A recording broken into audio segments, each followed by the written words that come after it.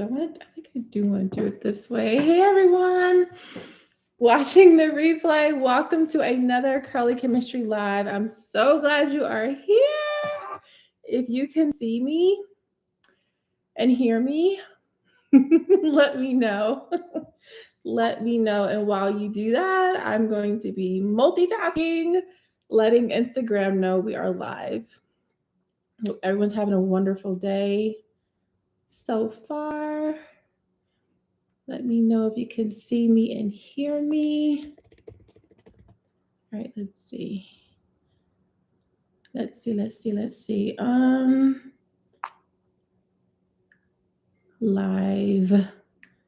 now. Okay, great, perfect, awesome. So where's everyone from? Where are you guys at? Are you guys in the US? Are you outside the US? Which state are you in? What country? Tell me all of the things. I'm so excited for tonight. So excited. Okay, live now. We are live now. All right. Chicago, Minnesota, New York City, Massachusetts. What's going on? All right, hold on, y'all. I gotta be careful because I can't play music on here because YouTube will flag me. So I have to be very careful. So, all right, that's the link. They got the link. Someone said Craigslist. That is hilarious. Is Craigslist even out still? I wonder. Okay. Done. Okay. Instagram knows Houston, Alabama, Ohio, and Jersey. Hey, Jersey, what's going on? We have London, Virginia, Arizona, Georgia, Jacksonville, Florida. A lot of Jersey up in here. I love it. What is going on? Okay, I'm so excited. So, okay, if this is your very first time joining me live, like ever, put a 1 in the chat. I wanna read the room. I want to get an idea of who is in here with us. So if it's your very first time joining me live, put a 1 in the chat. I have like this I don't know if you guys follow me on Instagram or not, but I have like this private group on Instagram. So I like to let them know that we are live. All right. I'm almost done, guys. Trying to do my due diligence because I'm so good at like forgetting to let other platforms know that we're live, and we can't do that. We gotta let the people know, right? We gotta share the love. Okay, almost done. Hope this is the right link. I hope it is. Hope it's the right link. I pray it is. If it's not, okay, wait. Oh shoot, that's not the right link. That's the wrong link. Hold on, guys. Thank you for your patience. Thank you so much for your patience. All right, here's the correct link. Okay, we're here. So we have a few ones. Awesome. Welcome. So for those, if this is your very, very first time, welcome to the Curly Chemistry Lab. Look how long this piece of hair is. Like, what in the world? Like, how does hair, like, why does, like, for some reason, the back of my hair grows the longest. And it's like this awkward piece of hair. Can you even see it? This awkward piece of hair right here. Like, this part is long, but this one still is like, what's up? So I don't know. Will I cut it? No, it is fine. No, but seriously, if this is your very first time live, I'm so glad you guys are here, or first time joining me live, I'm so glad you guys are here. Typically what we do is we talk a lot of hair care, scalp care, a little bit of skincare, and we just have a really fun time. Like, there's no rules here. I love to go live because it allows us to really engage with each other, because, you know, my regular videos are, I'm just talking to y'all, right? But here we can interact a little bit more. So I love that. So with that being said, if you have any questions for me, put them in the chat. I'm going to do my best to get to all of the questions this evening. Of course, if I can't, we will be back in 2 weeks because you guys know I do YouTube, Instagram. So with that being said, I'm going to start stop yapping and let this little piece of hair be the spotlight tonight, because it is what it is, and get into these questions. So let's see. Okay, TSAX562 said, I watched your new video. Thank you. And you said adding olive oil to your deep conditioner. If you use a moisture and protein deep conditioner monthly, can you still add olive oil? When do you know you need a trim? Because you didn't finish your question. But as far as the olive oil goes, I recommend that in like your moisturizing conditioners, your moisturizing deep conditioners. You could add it to like your protein, but I just think protein should just be protein. Like let it be what that's going to be. But as for like as like extra hydration, extra moisture, like extra softness, like straight up moisturizer, DC or conditioner, add that tablespoon of olive oil. And then as far as your last question is, how do you know when you need a trim? I would say this: when your ends look crazy, like your ends start to look kind of bushy and kind of like dry, like you have a lot of split ends, you have fairy knots out the wazoo, like that is like a clear sign that you need to get a trim. The rule of thumb is like, excuse me, every 6 to 8 weeks, which could work too, but really, in my opinion, I feel like get a trim as needed. Because if you need it, you need it. If you don't, you don't. You know what I'm saying? So, but I do think that should be somewhere a part of like your yearly routine, whether that's twice a year or 3 times a year. Hope that helps. This little piece of hair, I actually might have to cut this because it's really getting my nerves right now. Okay, let's see. What is best for matted hair? So if your hair is matted, right? I'll say this. It's really trying to figure out what's the root of the matted hair. Like what caused your hair to be so matted? Is it because you're not combing it often as you should? Like you're not detangling during the week? Do you just let your hair be until it's time for wash day? Because that's a red flag right there, because you're gonna have a lot of tangles and of course matted hair. You have to maintain your hair in between your wash day. You know, it's almost like, let's say you have like I don't know, you take a shower once a week, right? And then by the time you take your weekly shower, you have some issue, right? Some irritation, some things going on. So you don't want to leave your hair alone in between your wash day, because matted hair tangles is like a huge culprit there. And then also I would say too, it could be dry. It could like your hair is just super dry, because that's a thing as well, you know? So I would try to like navigate what it could be between those two, because you may need to start detangling your hair more. I would say you want to look for moisturizing products, moisturizing shampoo. Like all the products I recommend are below in my Amazon storefront.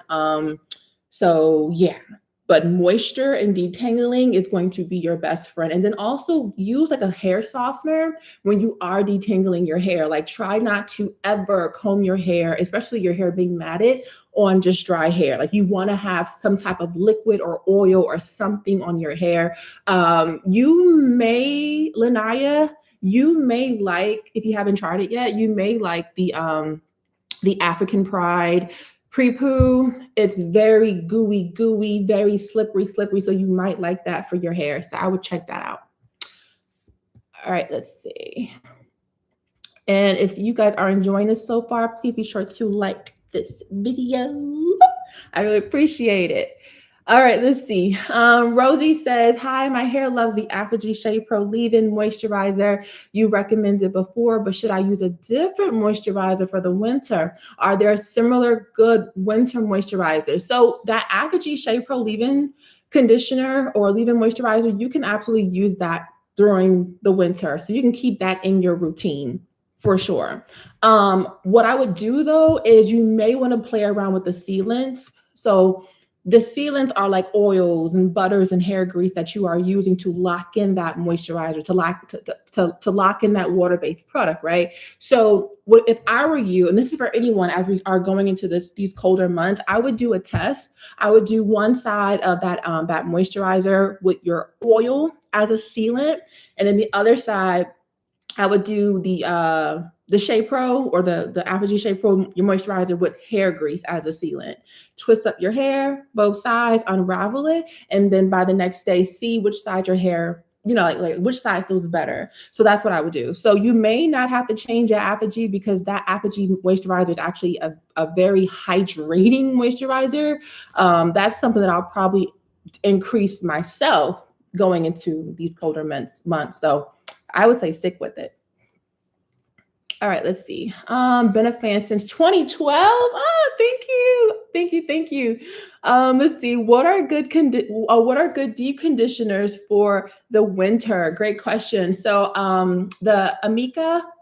So I think it's called Amika Soul Food or Soul Hair. It's like in an orange jar. That one's really good. Just type in AMIKA deep conditioner. It was like an orange jar. That one's really good. I also like the Design Essentials. What's it called? Design Essentials Honey Butter Conditioner. It's in a jar. It's a conditioner, but you can still use it as a deep conditioner. So those two I really like. As I mentioned earlier, add like a tablespoon of olive oil to that, and that'll really amp up that hydration and that slip as well. What do you do when you have dry skin? If you have dry skin, you may need to change, or I shouldn't say change, but it could be a number of things. So it could be, of course, the weather, right? It could be your water. If you have like really hard water, a lot of minerals in your water, that can definitely dry your skin out. Or you may need to just, you know, have like a skin routine that focuses on hydration. There's so many like K-beauty, like facial masks, like the little like masks you can put on, like little like for like 5 minutes, like for deeper hydration, you can do that. For your skincare, when you're looking at formulations, I would look for ingredients like glycerin. I would look for hyaluronic acid, for example. I would look for aloe. I would look for ceramides, because ceramides help to restore the skin's barrier. And also for our scalp too, because if your skin barrier is compromised, it's not going to hold in moisture very well. So look for ceramides in your scalp care products and also your skincare products, and that can definitely help to improve that hydration. The moisturizer I use on my skin, I talk about it pretty recently, is called Anua, ANUA. Peach water serum. That's not the official name, but if you just type in Anua, ANUA, peach water serum, it'll pop up. That stuff is so good. It's so good. And it kind of like gives like this really nice dewy look. I love it. But that's what I recommend. Let's see. Thank you guys for the likes. Thank you for liking this video.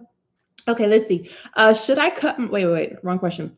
Okay, Mark Zion says, question, which oil is good for hair growth? So there's so many oils, not a lot, but there's enough for hair growth. I would say, I mean, honestly, essential oil wise, you know, there's going to be eucalyptus, there's lavender, there's tea tree, there's rosemary, there's peppermint, there's thyme. Like those 5 alone are amazing for hair growth.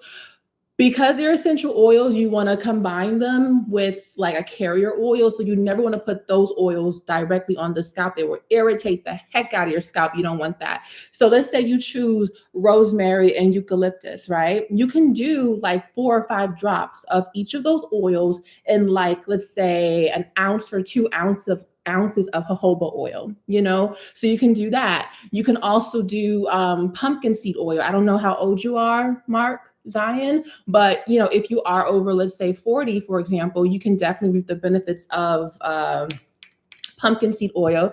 Research there's been a lot of data showing, well, not a lot of data, but a nice amount of data showing that pumpkin seed oil helps to reverse androgenic alopecia in men, and I want to say in women too. So definitely, I will look into those oils. Thank you for the hearts. Who's ever given me the hearts? Thank you. Okay, let's see. Next question. Okay, wait a minute. I lost my place. Here we go. Jerish A. Marie says, should I cut my hair even before I lock it? Should you cut your hair before you lock it? I mean, and you know me, I'm gonna stay in my lane always. I'm not a big expert in the space of locks, but I will say that cutting your hair or just kind of starting fresh, you can never go wrong with that. Never go wrong with that, especially if you have like potential, once again, dead ends or split ends or just, damaged ends. You don't want to go into that lock process with like damaged ends, in my opinion. So I don't think, it'll hurt if you cut your hair. I don't think it would. Unless you don't want to, that's a different story. But personally, I think it would be great if you do. Just start fresh. All right, Rosie says, what's a good winter shampoo? I currently have the Apogee shampoo for damaged hair and As I Am Long and Luxe. Which would you recommend out of the two? Out of the two, I'm going to go with the Long and Luxe, the As I Am Long and Luxe shampoo. That's probably one of my favorite ones right now. You can't go wrong with that one. It's super hydrating. And I want to say the first 5 ingredients, there's like aloe vera somewhere in there. You cannot go wrong with aloe vera. So As I Am Long and Luxe for this winter would be perfect. Okay, let's say. Stas, MCK, I'm butchering all y'all names tonight, just so you know. Non-hair question. Can you recommend something to lighten knees and elbows? If you can find a formula that has like kojic acid, turmeric, niacinamide, what else would I say? Yeah, that's my top 3. There's another one I can't think of it. It starts with an H. I can't think of it. But those ingredients are known for lightening those areas for sure. And also exfoliating. Like, I don't know if you have like a dry brush like in the shower, but exfoliating does help to lighten the skin as well because you're removing all those old dead skin cells, So I would definitely exfoliate those areas as well, including getting some type of serum or cream with those ingredients within it. And once again, that is kojic acid, turmeric, or niacinamide. And I gotta find that H one really quick. Hold on. I'm gonna find it for you really quick. Hydroquinone. That one's really popular too. You gotta be careful though with hydroquinone because it kind of has a mind of its own. Like if you use the wrong dosage, then it can kind of make it too light. So I would say go with a dermatologist if I was you, so they can like give you the right stuff. But there are people out here selling it at low percentages. So even if it's not like a clinical version, you can still reap the benefits of it, but just start at a lower percentage, in my opinion. But if I were you, I would go to your dermatologist. Great question. Okay, Alicia. Hey, Alicia. She says, can you flat iron your hair after moisturizing with the cream moisturizer before hair wash? Okay, can you flat iron your hair after moisturizing your hair with a cream moisturizer before a hair wash? You can, but honestly, that cream moisturizer may weigh the hair down. So you may not be getting like that not airless, but like that silkiness that you're looking for from flat ironing your hair. So the only thing is it might weigh the hair down. You may not really see the benefits of like a silk press if that's what you're looking for. If you apply a cream-based product on the hair, usually when I flat iron my hair, I do nothing but liquids. So I have a liquid leave-in conditioner, a liquid protein spray to keep my hair from, being damaged, and I use a very light heat protectant serum. So very light products. I don't even put creams on my flat iron like before I flat iron my hair, So I would just kind of be mindful of that. Yeah.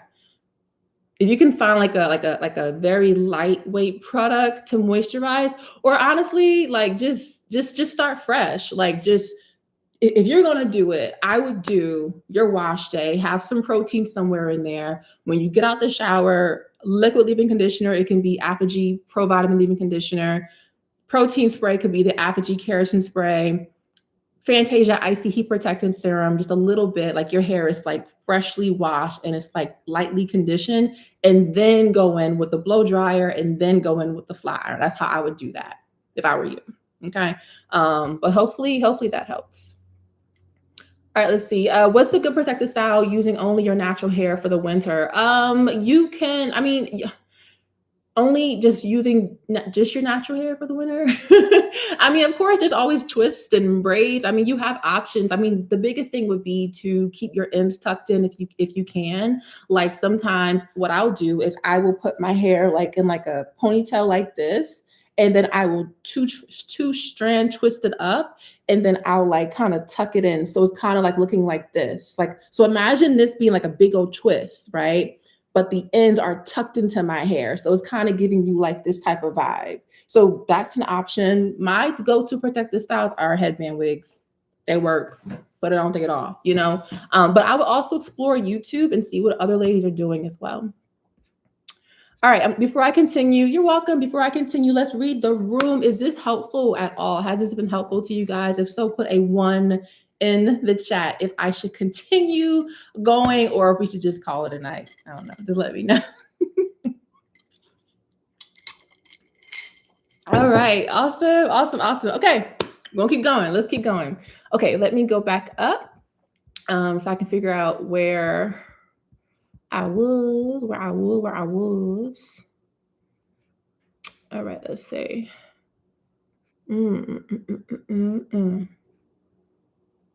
All right. Answered that. Okay, Ruthie Ruth. I like your name. Ruthie Ruth says, hello, Curly Chemistry. Thank you for this live. You're welcome, sis. What are your thoughts, please, on the Do Grow Mega Long Extreme Reconstructor Conditioner? Is it a protein treatment too? It sounds like one. Anytime you see Reconstructor on like the label, more than likely it is a protein product. But let's look at the ingredients because I'm curious. Let's see if I can find the ingredients really quick. Okay, here we go. Do Grow. This is giving hair grease. Oh, it's a conditioner. Okay. Where is the ingredient list? I don't see it. Unless you can find the ingredient list and can. Okay, wait a minute. I think I found it. Okay, here we go. Water, cetyl alcohol, emulsifying wax. Okay, so there is hydrolyzed silk in here. That's the only thing I see in here that's protein related. Everything else is moisture. I mean, hydrolyzed silk inside of formulation, you don't really need a ton of it for it to be effective. It's definitely less than 1% in the formulation. I wouldn't consider this like a straight up protein treatment. It's definitely not in the category of like K18 or Olaplex or Apogee, but it's like a baby protein treatment. To me, this is more moisture than protein, that Do Grow Reconstructor conditioner. So hopefully that helps. Okay, let's see. Hello, what are your thoughts on avocado oil as a pre-poo for rejuvenating dry hair? So avocado oil as a pre-poo, that is an option. That is an option for sure, because I mean, in my opinion, the whole point of pre-pooing is to make your wash day easier. You know, you can either use a coconut oil, which is what I usually recommend, because that one actually penetrates deep into the hair to reduce damage during your wash day. Avocado oil will penetrate into the cuticle, but not very deep into the cortex like coconut oil will. So the treatment itself is still there, but not as powerful as coconut oil or babasu oil, for example. But if you do avocado oil as a pre-poo treatment, that can help with reducing like the stripping effects of your shampoo. It can also help with detangling your hair as well. So I would still try it. I think it's worth checking out for sure.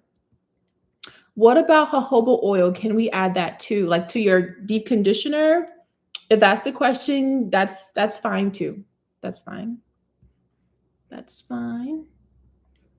I saw a video where threading is used to do cornrows. Will this break off hair? Ooh, I don't know. That's a good question.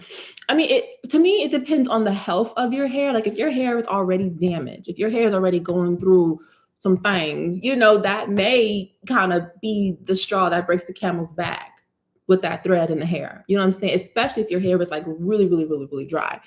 In that case, I don't recommend it, because that friction from the thread can actually kind of saw into the cuticle, you know, into the hair. So I wouldn't recommend it unless your hair is like super healthy, super moisturized, all the things. But If your hair is damaged and like extremely dry, I don't recommend threading how they do it like in cornrows. Okay, Ultimate Sonic 7 says, hi there. What ingredients would you recommend looking for in a conditioner that provides slip? I've heard cetyl alcohol and cationic agents, but is there any is there any slip ace? Slip ace? So as far as like slip goes, so personally, so I'll say this. So cetyl alcohol, which is typically going to be like in your conditioners, leave-in conditioners, moisturizers, deep conditioners.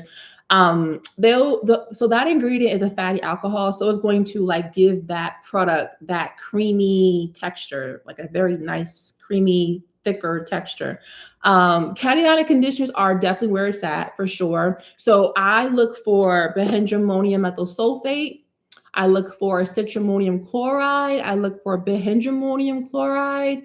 I look for honestly, those are the top three cationic conditioners I personally look for.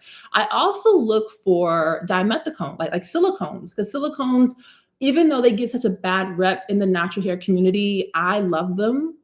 I think they're amazing. They have so much slip, especially for our curl pattern and our hair type. So I look for either dimethicone, I look for dimethicone, which is like a water-soluble silicone that you'll find in conditioners. It's amazing. So those I would highly, highly recommend. And then also for all the ingredients I recommend, check out my ebook, The Curly Girl's Guide to Hair Care Ingredients. That's like the first ebook I ever came out with back in, I think, 2019. I came out with that ebook, and I have all the ingredients that you guys should be looking for. So definitely check that one out too. And the link is below. Okay, Lisa says, what moisturizer do you recommend for low porosity hair in the winter?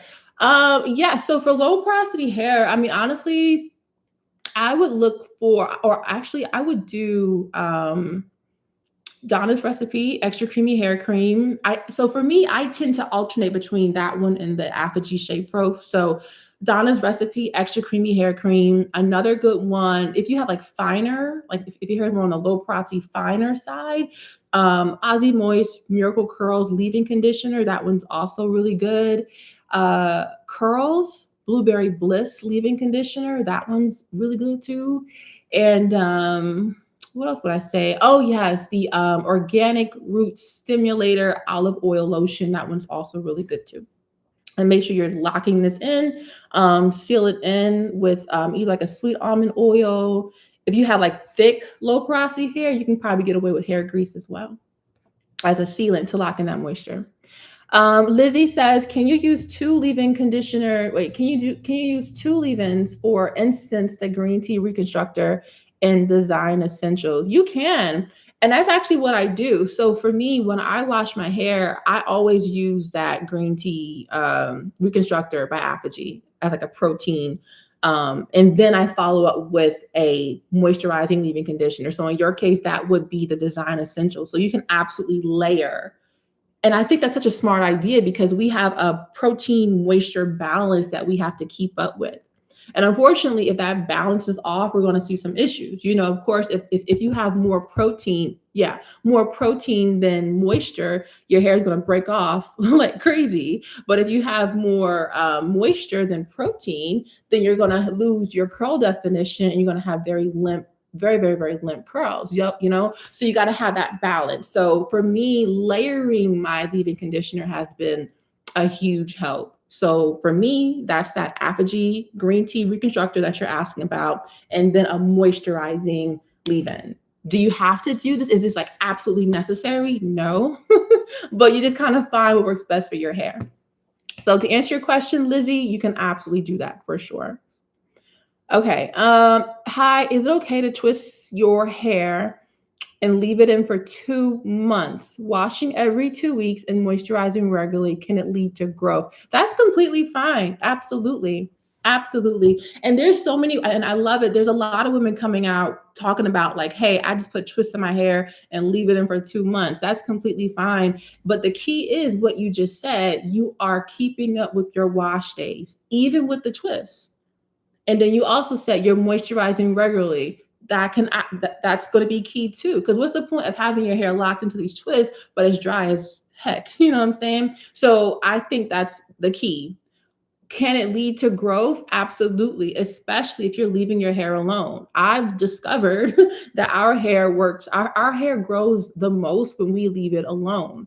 The only reason why I took my hair down today is because I'm going live. I'm live with you guys. But all day, yesterday and today, my hair was like in braids under my little scarf. You know what I'm saying? So those twists that you're planning to do will definitely help with growth.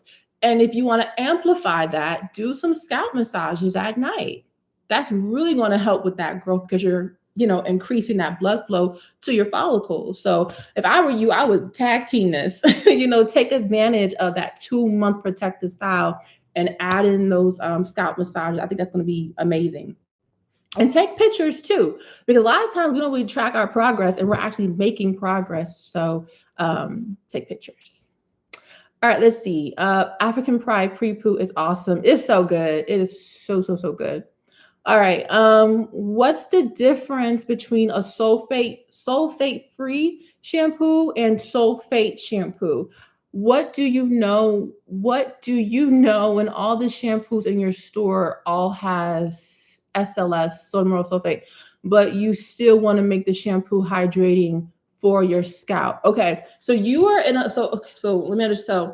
It sounds like you are in a I don't know where you're at, but it sounds like you are in a location where all the shampoos around you have sodium lauryl sulfate or sodium laureth sulfate. If that's the case, where you're like, listen, I ain't got no sulfate-free shampoos around me, right? And you have to use a sulfate shampoo, that's all you have around, then I would say this: pre-pooing is going to be your best friend, hands down. Pre-poo. I would do the coconut oil as a pre-poo because you want to get that oil into the cortex, because that's going to help to reduce dryness and stripping of the hair that sulfate shampoo will do. Okay, so I would pre-poo your hair, pre-poo before every shampoo for sure. When you shampoo your hair, I know everyone should know this, but never like pull your hair up like, you know how they do in the commercials, like, oh yes, it's so lathery. Oh, we love it. Don't do that. Okay. Don't do it unless you want some matted tangles. Okay. Definitely don't do that with no sulfate shampoo. Okay. So don't do that. But after you rinse that shampoo out, I would skip conditioner and do deep conditioner. That's what I would do. Like if you have to use a sulfate shampoo, let that conditioning step be a deep conditioner. Because sulfates, SLS, especially at the percentage that most brands use them at, like over 20%, that can be really hard on our hair type. So to put that moisture back into your hair, to seal those cuticles, go for a deep conditioner. Absolutely. So that's how I would do that. That's what I would do that. Dorcas says, I am noticing breakage at my crown level, itchiness, and it's hot or warm when I touch it. I am low porosity. What do you recommend? So breakage at the crown level. It could be a number. So it could be dryness. It could be the fact that it could be dryness because you're saying itchiness. There could be some inflammation within the follicle that's leading to that hair actually breaking off. So if that is the case, aloe vera, in my opinion, is like one of the best ingredients for itchy scalp, dry scalp, any type of scalp issue. Typically, aloe will be the one to save the day. Okay. I always say that this can be you spritzing aloe vera juice on your scalp and massaging that in. It could be that. What else did you say? Oh, yeah. And then also it could be hormonal. I don't know how old you are, Miss Dorcas Sammy, but it could be hormonal as well, because a lot of times, as you know, our hormones fluctuate, especially estrogen. It can lead to drier hair. It can lead to issues within the scalp as well. I would start with the aloe. That's what I would start first. I would start with that aloe. And if you are interested, I don't think it'll hurt to be on a pumpkin seed oil supplement. I think that'd be really good. And then also, if you are currently taking like vitamins on a daily basis, make sure you're taking omega-3. I feel like omega-3 is one of those supplements that a lot of us don't talk about very often, but Omega-3 helps to reduce inflammation within the body, especially within the scalp. So that itchiness that you are experiencing, like I said, it could be due to dryness or inflammation within the scalp. So if I were you, I would start with the aloe and start taking either a pumpkin seed oil supplement or an omega-3 supplement. Between those two, that's what I would recommend. And then also too, if even after this, if you find that it's still not working or it's getting worse, then you may want to, try to find a trichologist or a dermatologist in your area so they can like really look at the area and see what's going on. Great question. All right, let's see.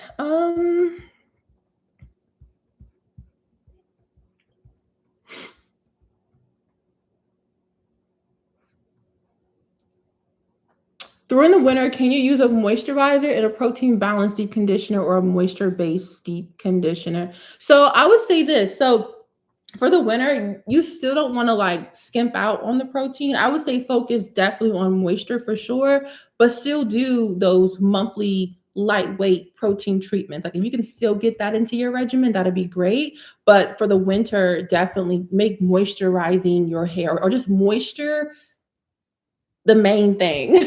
The main thing you want to focus on, but don't not do your lightweight monthly protein treatment.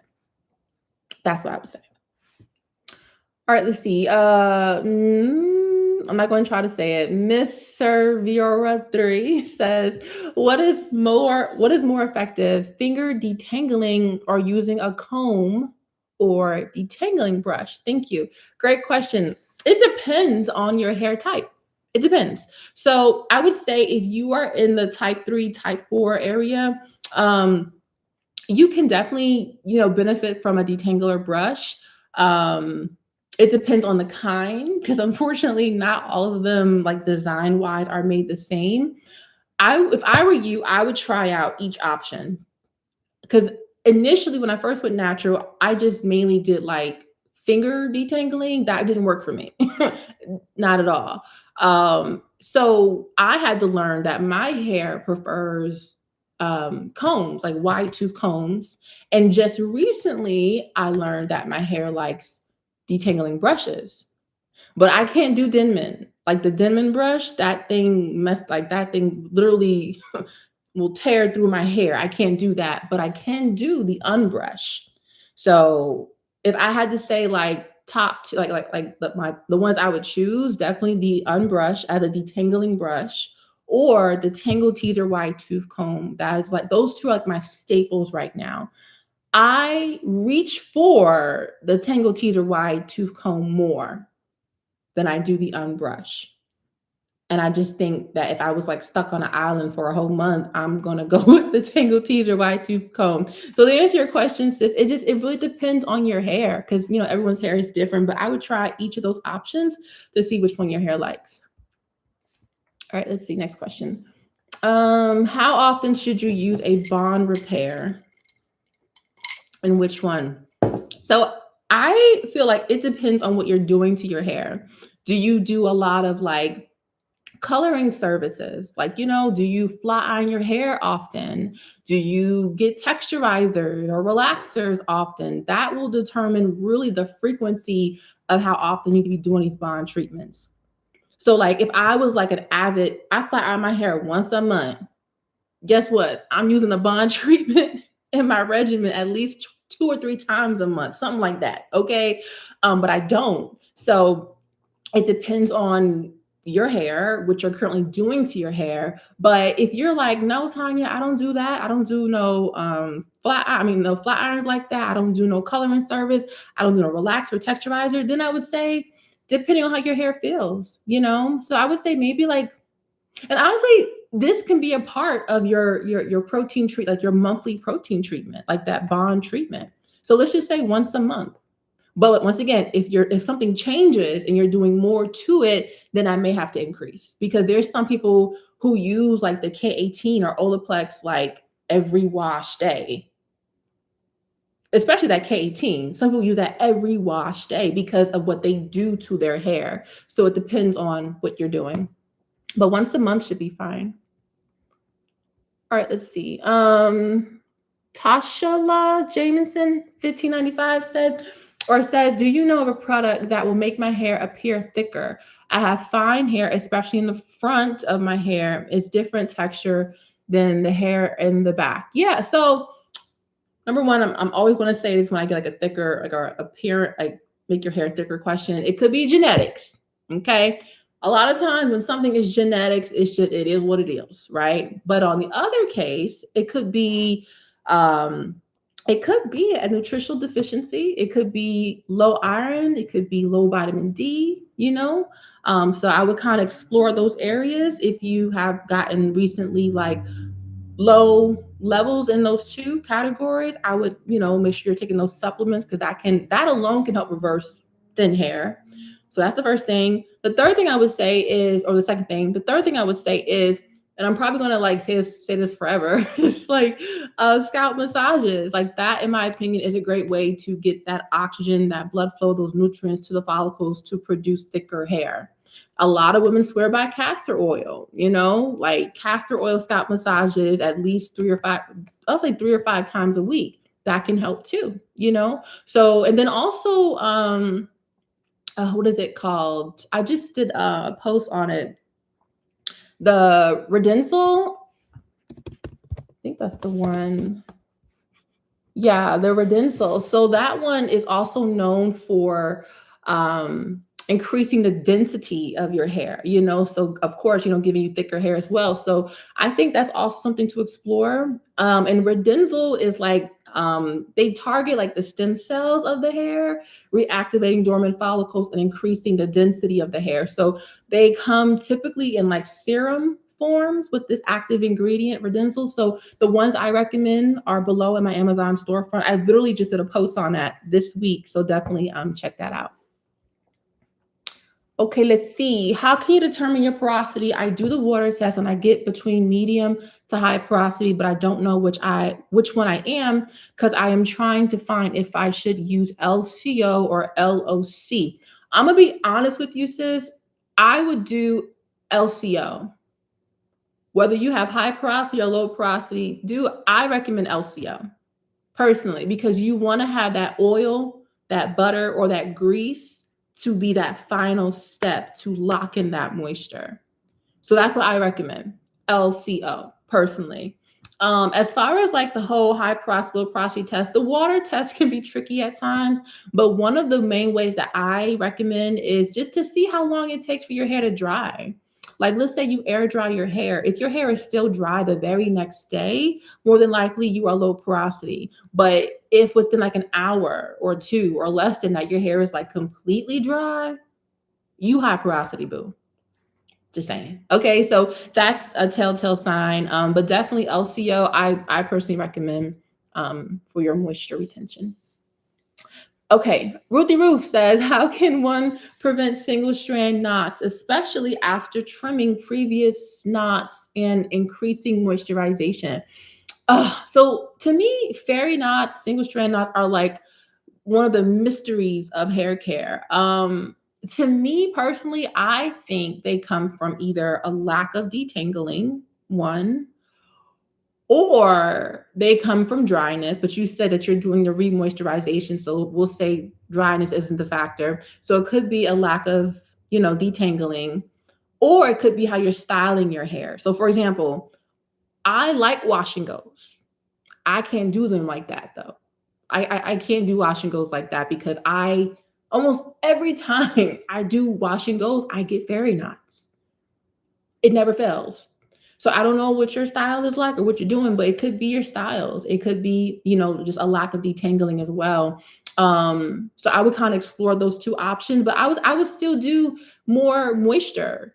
Like and when I say more moisture, I'm referring to like, don't take that off the table. Like maybe it's something where like you deep conditioning more, for example, and then sometimes I can't prove this yet, but sometimes I feel like fairy knots can also be tied to low protein in the hair as well. So you have different factors, but I would start, just so you're not overwhelmed, I would start with detangling properly or detangling a little bit more. And then I would also start with just being mindful of how you style your hair. Great question. My thoughts on Basque and lather. All the question marks, question marks, question. So, Cree, so I personally have not tried any of Basque and lather products. I know a lot of people use their products and like their products. I just personally haven't tried it myself. All right, let's see. Natalia says, I have been struggling with tangles even after my trims. I would detangle a section properly for styling, but when I'm ready to style it, it's super tangled. When I'm ready for it, I have super fine strands. That's interesting. It could be that something's off. It could be your moisture or your protein is off between those two. Because it sounds like, okay, you're getting your trim, you're detangling your hair for styling, but when you're ready to style your hair, it just gets tangled all over again. To me, it almost sounds like a lack of protein. Because one thing I've learned is that sometimes when you have a lack of protein in your hair can sometimes like fuse together very easily. Like you just combed it out, but now it's like getting back together. So it could be a lack of protein. I'm just thinking right now, thinking out loud, but it could be a lack of protein. So I don't know when's the last time, Natalia, you've had a protein treatment, but it could be that as the culprit. And the reason why I'm saying that too is because I've had moisture overload one time in my life, and I never want to have it again, because when I had moisture overload, it was probably one of the scariest things I experienced in the shower because my hair literally started to fuse together. It was just like it just started, and thank God I knew what to do. But it just started fusing together, and it was like super mushy, and like I always say, overcooked spaghetti. Until I had my protein treatment, and then we were good to go. So that's why I'm thinking like maybe that's what it is. You know, it could be a lack of protein. So I don't know the last time you had one, but I would definitely look into those. My top three: Apogee, Olaplex, and K18. All right, let's see.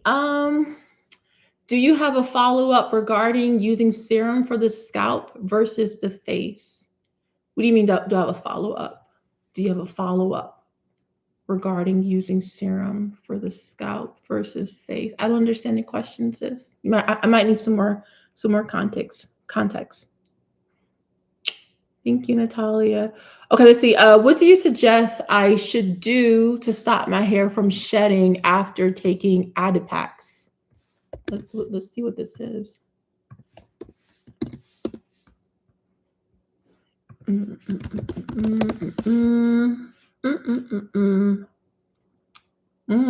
Okay, so let's see. So Adipex, often related to collagen effluvium, okay, which can be triggered by rapid weight loss or nutrition deficiencies from eating less.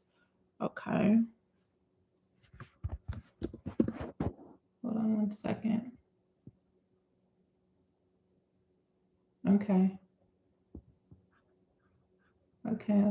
Okay. So this is kind of similar to like the GLP-1s a little bit. I mean, probably not exactly the same, but my solution is going to be the same for you. So I would definitely say you definitely want to supplement for sure. You know, get on a really good hair vitamin, Shadavi, hair growth vitamins, Nutrafol.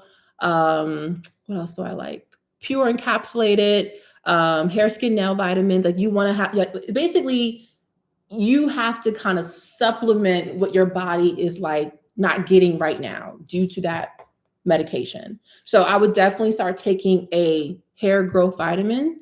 I would also, once again, do scalp massages because you want to get that blood flow to that area. Because what's happening is your anagen cycle is decreasing, it's shorter. So your anagen cycle should be, let's say, this long, right? But since you're on that prescription, it's like shorter. So instead of you getting like all this growth, you're only getting this amount of growth because it's going straight into the telogen phase. It's going straight into the shedding phase. So you want to figure out, okay, how can I increase this phase, right? That's going to be key. And then also too, I would check, I feel like I'm being redundant tonight, but I guess this is just the topic of tonight. I would also check your iron levels, because if you are low in iron, that can also shorten your anagen phase. So I would definitely check that out, because it could also be where you just need to take a really good iron supplement. The one I typically use and recommend is the Mega Food Blood Builder. That iron supplement is amazing, and that helps to increase that anagen phase if you are low in iron. Okay, so that's the first thing I would say: iron, hair growth vitamin, and then the last thing, like I said, is scalp massaging. Scalp massaging, I feel like, is like one of those things that people don't want to hear, because it's like, really? That's all I like? Yes. Because if you are trying to increase this hair growth phase, because once again, that prescription that you're on is shortening your anagen phase. So in order to increase that anagen phase, apart from the nutrients that we're just talking about, like the vitamins and the iron, is blood flow, oxygen, the nutrients that you're taking to actually get to the follicle, and that's where that improved or that increased circulation comes in. The scalp massage to help to increase that anagen phase. So hopefully that makes sense. Hopefully you're taking notes, because I just said a lot of different things, but hopefully that makes sense. So hair growth vitamin, check your iron levels, scalp massage, because you want to increase your anagen phase so it doesn't easily go into that that telogen phase, that shedding phase. Okay, hopefully that helps. Okay, let's see. How do you fix dry scalp? So Pamela, how do you fix dry scalp? So there's several ways you can fix dry scalp. One of the ways is actually applying oil, believe it or not, oil to the scalp. Like jojoba oil, for example. I think jojoba oil is like one of the best oils for the scalp, especially like scalp massaging. Because I mentioned earlier about we have like a barrier, right? Our skin has a barrier, our scalp has a barrier. And when that barrier is compromised, moisture doesn't stay within the scalp or the skin very long. So in order for you to kind of rebuild that barrier, that's where oils like jojoba oil come into play to pretty much like help to lock in that barrier so more moisture stays in and it's not as dry. So jojoba oil is a great option. Especially like after you get out the shower, when you're like washing your hair and your scalp is still pretty like, damp, kind of wet. Take that jojoba oil and do like a good scalp massage with that jojoba oil to help reduce dry scalp. In between your wash days, you can also use scalp serums, which I believe I mentioned in my most recent video about the Pacifica Love scalp serum. Hope you're taking notes, sis. Pacifica's Love scalp serum and the Pattern Beauty scalp serum. Between those two, those are great hydrating products to apply to your scalp in between your wash day to help relieve a dry scalp. Okay, so between jojoba oil and those scalp serums, that's what I would recommend for a dry, itchy scalp. Hopefully that helps. How often should you wash your hair and how often should you dust your hair? Great question. So I would say this: I do the search and destroy method. So search and destroy is pretty much me looking at my hair. Oh, I got to split in. Let me go ahead and cut that. Oh, that looked kind of crazy. That's a fairy knot. Let me go ahead and cut that. So that's what I do now. And I will do this pretty much like whenever I remember. But when I do it, it's just like a part of my routine. So you can make this a part of your routine. This can be a weekly thing where you're like, on your wash days, or maybe like when you're moisturizing your hair, you're kind of analyzing your ends to see how do they look. And you can just go ahead and like trim them really quick, like really, really quick. Nothing crazy. This isn't like a trim where you need to be like, in a chair and someone's actually seeing, your hair. This is just you like cutting what you see, but not going crazy, right? So you can do that. And then the other question was, how often should you wash your hair? I typically recommend weekly wash days, or at least once every 2 weeks, personally. That's what I recommend, because you want to remove any product buildup, dead skin cells, sweat, dirt, oil. Because if you don't do that, what's going to happen is that your follicle can get clogged. And then once your follicle gets clogged, that can disrupt hair growth, right? Not only can that disrupt your hair growth cycle, that can also lead to a lot of scalp conditions like seborrheic dermatitis, dandruff, for example, inflammation, for example, and even a dry, itchy scalp too. You know what I'm saying? So I would definitely do at least once a week or once every other week. And to the lady who asked me earlier about how to fix a dry scalp, increase your wash days. I don't know how often you wash your hair, but if you increase your wash days to at least once a week, if you can do once a week, you're going to see a big difference as well. And make sure you're using a moisturizing shampoo. The ones I recommend are below my Amazon storefront. Okay, next question. Let's see. Let's see. I lost my place again. Hold, please.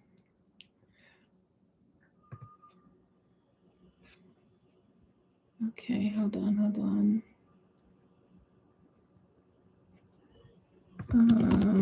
Okay, I think I found where I was.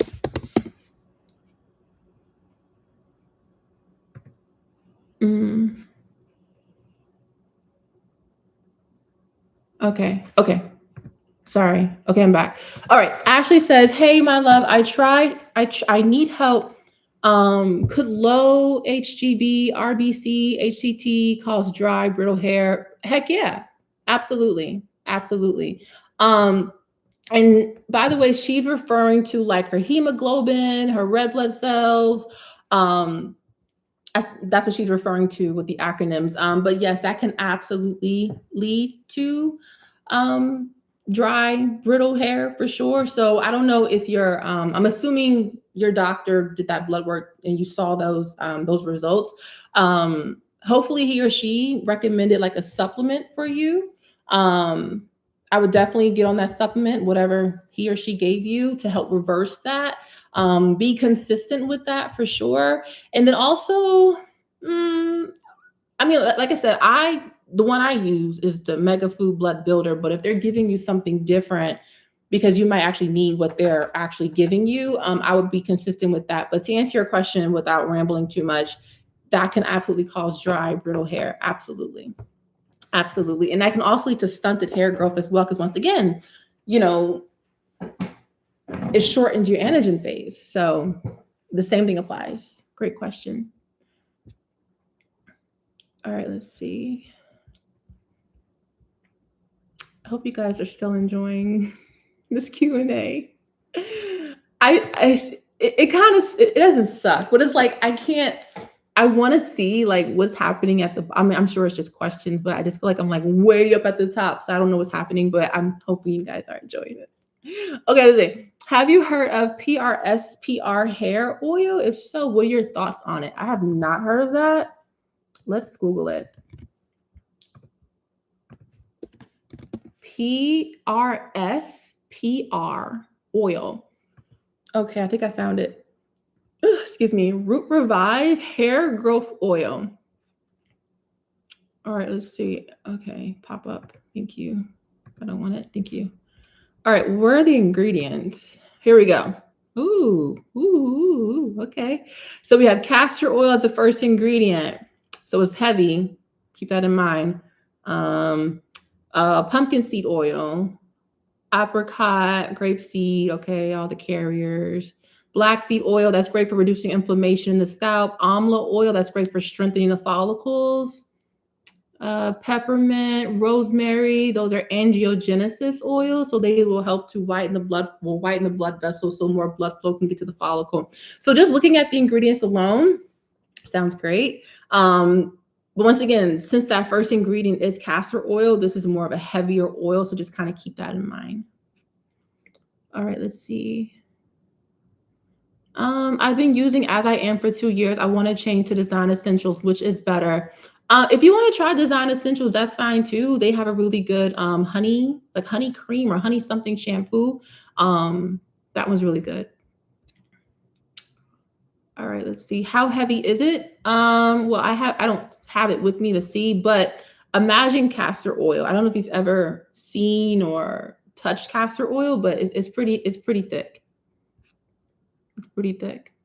All right, let's see. We talked about dry scalp already. What do you think about Soultanical's pumpkin and clove deep conditioner? Let's see. It's getting hot in here. All right, where's the ingredient list? Okay, here we go. Distilled water, with the sulfate. That's a really good slip conditioning ingredient. Pumpkin seed oil, and that's the 5th ingredient in there. That's a good placement. Sterile methyl-propyldimethylamine. That's another great cationic conditioning ingredient. There's provitamin B5 in here. Sodium lactate, which is like a humectant. There's also black seed oil in here too. So that Soultanical deep conditioner actually sounds really good. I would say Curly Chemistry approved for sure. Are you familiar with Alodia hair care products? I have seen her thing, like her products before, but I haven't tried them. Deborah Elliott says, I have gray hair that is very dry. What can I use for moisturizer? If you have thick hair, like, you know, like medium density, high density hair, I would definitely say for dry hair, gray hair, I would do I'll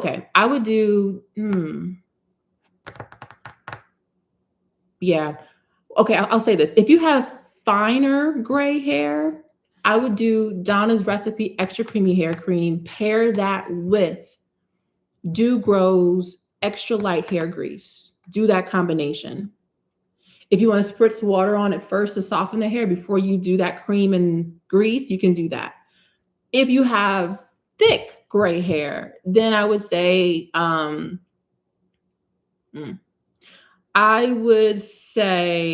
do the same thing, but I would do, no. Yeah. I'm sorry. I'm like mentally trying to like get this together. If you have fine gray hair, Donna's Recipe Extra Creamy Hair Cream, Dew Grow Extra Light Hair Grease, right?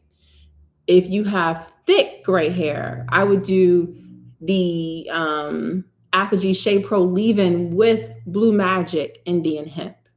That's what I would do. Because the Dew Grow is going to be like a very lightweight hair grease. Once again, if you have fine gray hair, your hair should be able to be compatible with this combination. Do twists, like 2-strand twists, when you are done moisturizing your hair. And then on the flip side, if you have thicker gray hair, do the Apogee Shea Pro Leave-In Conditioner with the Blue Magic Indian Hemp. That Indian Hemp is a little bit more thicker than the Dew Grow, but if you have thicker hair, your hair would be compatible with that combination as well. Okay, so hopefully that helps. I would say, based off your hair type, go with either of those. Because what happens with gray hair is that it's more porous, so it doesn't hold moisture in very well. And that's why I'm saying hair grease, either a light version or the heavy version, because hair grease is a occlusive ingredient. So it does a great job at locking in what's underneath it. So that's what I'm saying, like put that water-based moisturizer first and then that grease to lock in that moisture. So yeah, that's what I recommend. And I also recommend that combination for those who have like high porosity hair as well.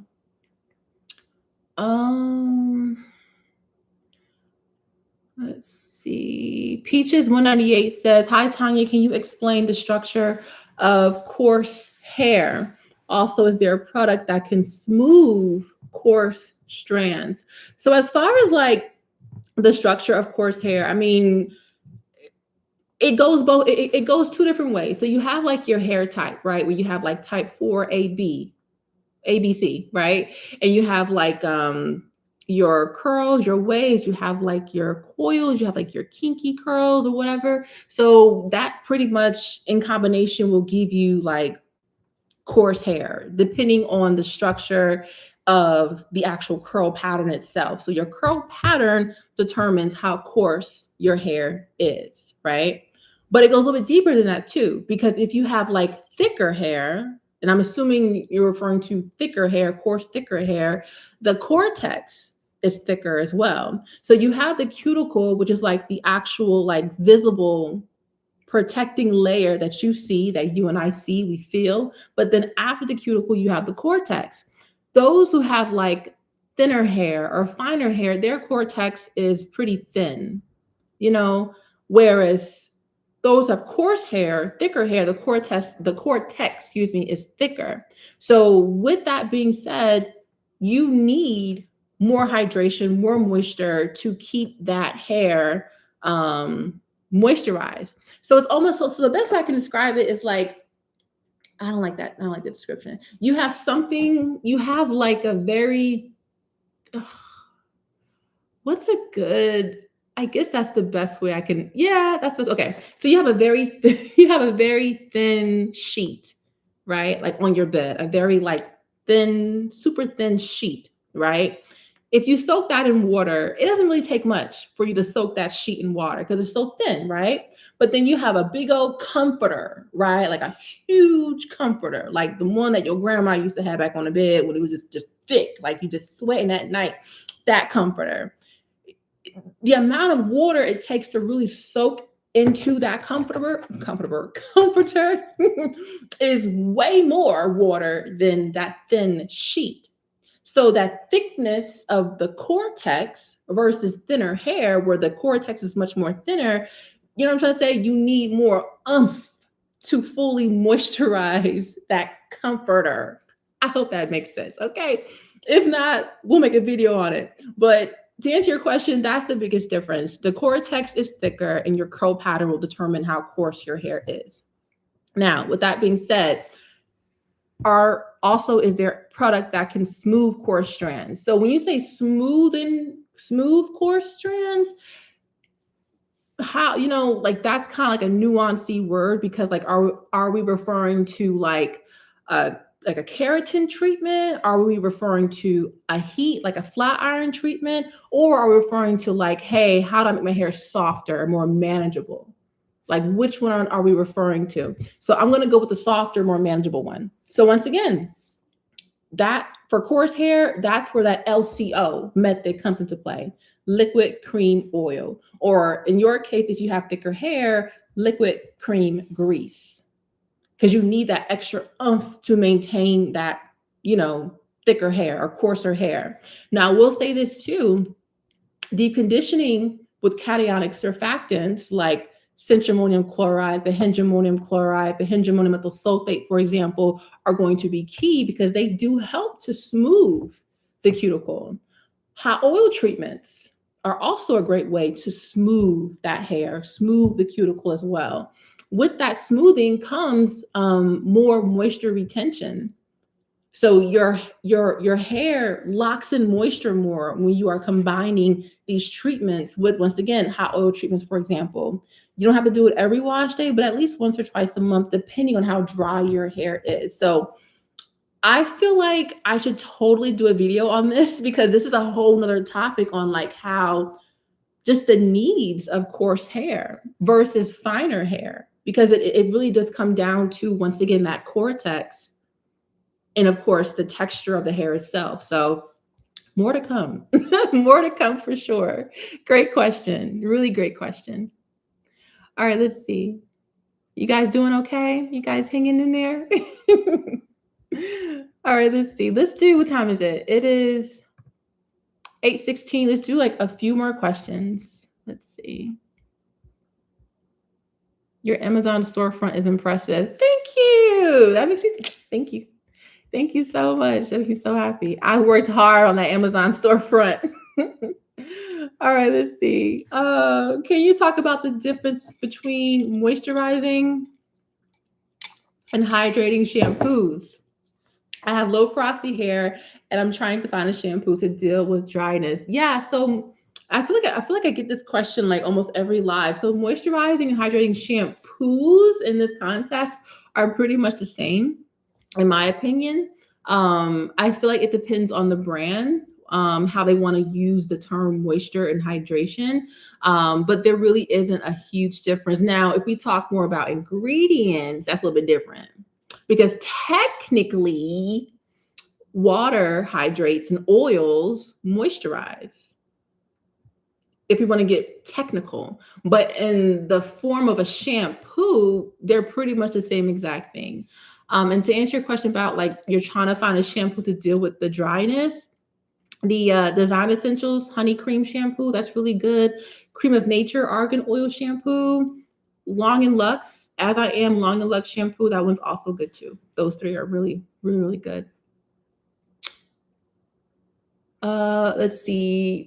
How is the best way to use a cholesterol treatment like Queen Helene? I use it once a month or more. Should be followed up with the more moisturizing conditioner or no? Your lives are super helpful. Thank you, Anne. So as far as the cholesterol treatment, you don't have to follow up with anything else after that unless you feel like your hair needs something. But for the most part, using it once a month is fine. If you do weekly wash days, the rest of your wash days can be conditioners or even like another deep conditioner. But that Queen Helene, in my opinion, stands alone by itself. Like you don't need to follow up with anything after that, unless you want to, but you don't have to. All right, let's see.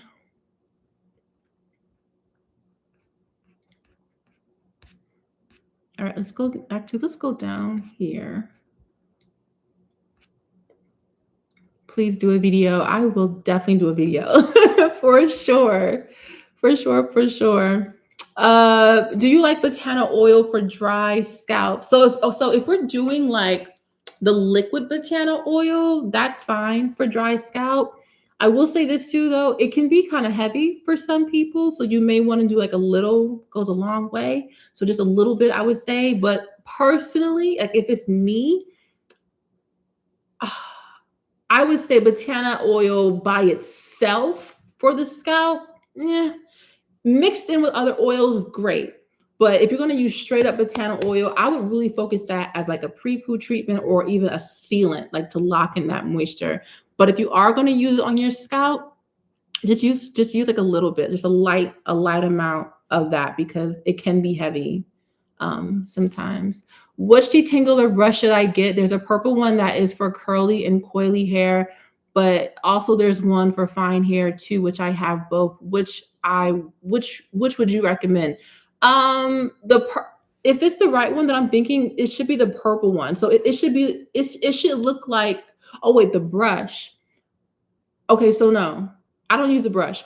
I use the Tangle Teezer Wide Tooth Comb. That's the one I use. For the detangler brush, I use the Unbrush. UN brush. That's the one I use.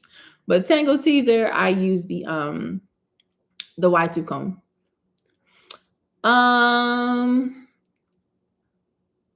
Let's see. How do you feel about the Sacred Drops versus the ordinary serum? Great question. So both of those are great, serums that help to support hair growth. They're both powered by peptides, and they're using like signaling peptides that signal hair growth within the scalp. So they help to reactivate dormant follicles. And I want to say they also help improve density as well. Comparing the two, last time I checked, I think Sacred has more like actives within it, like more hair growth ingredients. I want to say they have at least 2 or 3 of the peptides in there versus ordinary. So personally, I feel like the Sacred Drops is probably more potent, than the ordinary serum. But they're both great products. It just depends on, which one you prefer. What's an everyday moisturizer for high porosity short hair? Definitely Apogee Shea Pro Leave-In Conditioner, or even the Chemic Biologics Amla Heavy Cream. Those two, you can't go wrong. And because you have short hair, just a little bit, all you need. And honestly, you can because you have short hair, and I'm assuming, I don't know if it's like TWA, like teeny weeny afro short. But what you could do too, because you have high porosity hair, you could pair it with you could pair it because, no, let's go back. Because technically your cuticles are open because you have high porosity hair. So technically you don't even really need to add a liquid moisturizer first unless you wanted to. But since your cuticles are already open, I would just take like that cream-based moisturizer, apply that to your curls, like your short hair, and then follow up with a oil. Because you have short hair, I don't know if hair grease if you would like hair grease, you can try it. But if not, sweet almond oil or even like olive oil or avocado oil would be great too as a sealant to lock that moisture in. My eyebrows are pretty fine. What type of oils help hair grow there? I would try castor oil. A lot of people use castor oil like on their eyelashes and their eyebrows. So I would try castor oil. Um, what can I do to fix these scabs on my scalp? It's like dry spots that can kind of be picked off. When I massage my scalp, they come off, but I don't know why I'm getting them to begin with. It could be like severe dryness on the scalp. It makes me wonder though if you have like eczema or psoriasis, you know? Because then, if it is psoriasis, it's definitely more of an inflammation issue. But what I would do, because it's like these dry spots, I would do, well, two things I would do. I would definitely do like an aloe vera gel or aloe vera juice, like almost like a scalp pre-poo treatment before you wash your hair. Because if it is inflammation related, the aloe vera will help to reduce that inflammation in the scalp, and it's also going to be very hydrating for the scalp as well, reducing that dryness. So I would definitely do that. If you do not see a difference, like within the next few weeks or so, I would definitely go to a dermatologist or a trichologist if you have one in your area, so they can actually see what's going on. Because it could be, it really could be like, it could be just dry scalp, like a really dry scalp, or it could be, like I said, eczema or psoriasis. So just to kind of confirm, I would definitely have someone just check it out just to see. Just to see. And then also, before I forget, you may actually benefit from the Pacifica Scalp Love Serum, which is a water-based serum. It's super hydrating and it actually contains aloe vera in that formulation. So I would try that too. And that you can do like any day. Like you don't have to wait till like your wash day to use that product. So I would try that and just massage that into those areas and just be very gentle with it. Is onion juice good for hair growth? Onion juice is known for growing the hair because of the sulfur. Absolutely. A lot of women use onion juice for hair growth. Absolutely. And sulfur is known for like growing the hair. So you can absolutely try that. I just can't get past the smell. But if you can get past it, girl, go for it. The link to my Amazon storefront is below in the description box. Do you think a big chop start from a buzz cut is helpful? That's fine. That's completely fine. And like there's like you can start anywhere. Like my big chop, well, yeah. I didn't really I cut my hair, but I kind of like waited till my hair was at a certain length where I felt comfortable, and then I chopped it off. So whatever length you want to do, that's completely fine. Whatever you feel most comfortable with, start from there. How often should you wash your hair? We talked about this earlier. I was saying weekly wash days or once every 2 weeks.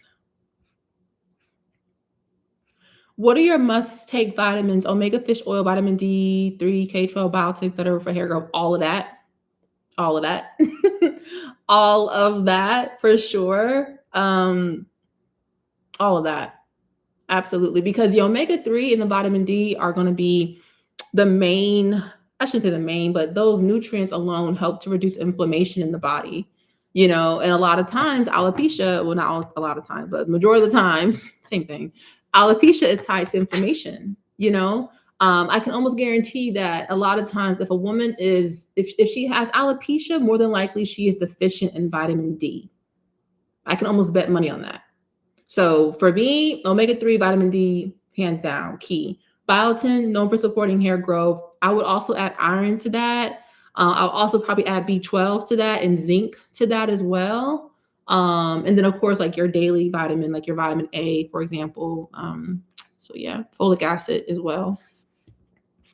What's a good heat protectant when blow drying hair? Fantasia Icy, that one's great. Or the Lador Wonder Oil. Do you think there are any DIY protein treatments that can penetrate the hair? Example, like mayo, egg, rice water.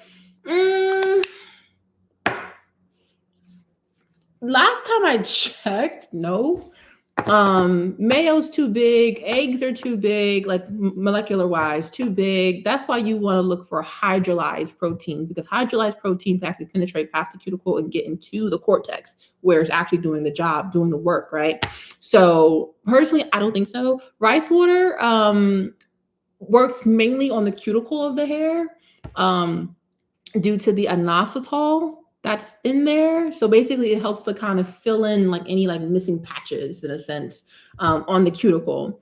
But as far as like a real protein treatment where that's actually getting into the cortex, I'm going to say hydrolyzed proteins, peptides, bond protein treatments, for example. Those are like, in my opinion, the best.